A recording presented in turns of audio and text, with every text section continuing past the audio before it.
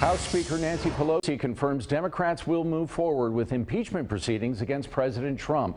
Pelosi says the only way that won't happen is if VP Mike Pence invokes the 25th Amendment, which would remove the president from office. But Pence reportedly does not want to do that. As for lawmakers in San Diego County, Congress members Juan Vargas, Sarah Jacobs, Mike Levin, and Scott Peters have all signed in for the support of impeachment. Republican Congressman Darrell Issa, a consistent ally of the president, has not called for his removal, but did condemn the riots in Washington. Meanwhile, Republican Senators Pat Toomey and Lisa Murkowski both say the president should resign.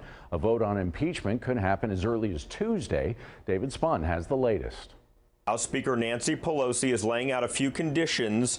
She says she'll move forward with impeachment if the president doesn't resign or if the vice president fails to invoke the 25th Amendment to bring the cabinet on board to remove the president from office. Those two scenarios are likely not going to happen.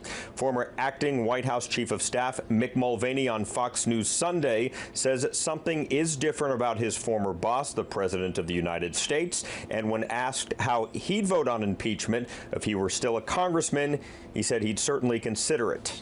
I think it depends. I know the Democrats are going to introduce articles of impeachment on Monday. If it's just related to Wednesday, that's one thing. If it's the type of impeachment that just becomes a list of complaints of why they don't like Donald Trump, that's something else. But I think it's different now than the impeachment was last year. 5 people, including Capitol Police Officer Brian Sicknick, died after a violent mob raided the Capitol building last Wednesday, trashing the symbol of American democracy.